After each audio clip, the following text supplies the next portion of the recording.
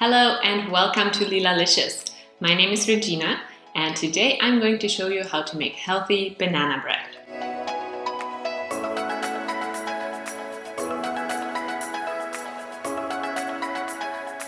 I consider this recipe healthy because it is made with coconut flour, which means this bread is gluten-free. And I'm also not using any added sweetener. Just 4 super ripe bananas is all that's needed to make delicious sweet banana bread. So let's get started with those bananas right away. You want really ripe bananas that are like completely yellow with lots and lots of brown spots. Maybe they're all the way brown already. As long as they haven't turned moldy on you, they're fine. They're good. They're gonna give you lots of banana flavor and lots of sweetness for your bread. Mash up those bananas. I like to use a potato masher, but you can also use a fork. Then to the bananas, add 3 eggs. I like to make this a 1-bowl recipe. So I add the eggs straight to the banana and I whisk them up a little bit on the side with a fork instead of dirtying a separate little bowl. Next up, we need 1/3 cup of nut or seed butter. And you want the all-natural kind that has just the nuts or seeds and maybe some sea salt, but no sweetener, nothing else added. You can use peanut butter, but if you want to make a paleo version, use nut butter like almond butter or cashew butter. And if tree nuts are an issue, you can use a seed butter like tahini or sun butter. And the last of the wet ingredients is 1/4 cup of melted coconut oil. Stir all of the wet ingredients together until they're smooth and evenly combined. Now onto the dry ingredients. I add them right on top of the wet mixture.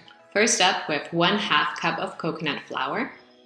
And then add 1/4 cup of flax meal. The flax meal gives this bread a really nice texture and structure, but if you don't have or don't want to use flax meal, you can also use psyllium husk or ground chia seeds. And another alternative would just be using almond flour or just a little bit more of coconut flour, maybe 2 tablespoons. And then add 2 teaspoons of baking powder, 1 teaspoon of cinnamon, and 1/2 teaspoon of sea salt.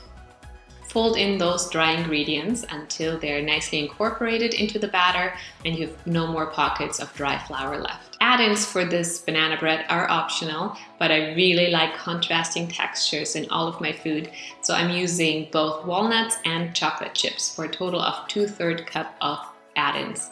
You can skip them, you can use only nuts, you can use only chocolate chips, that's totally up to you. Just gently fold in those add-ins and your batter is done. Prepare a loaf pan by greasing it or lining it with parchment paper. Fill the batter into the prepared loaf pan and smooth out the tops with a spatula. Then sprinkle a few more of the add-ins, either chocolate chips or walnuts or both, on top.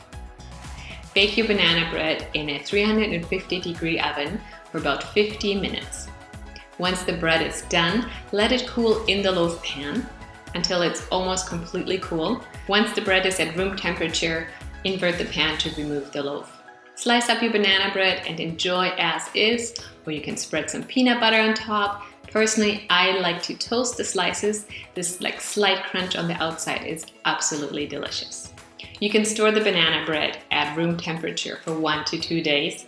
And if you haven't finished it in that time, move it to the fridge and it will last for about 5 days. Thank you guys so much for watching and baking along.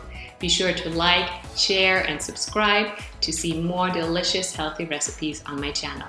Bye for now!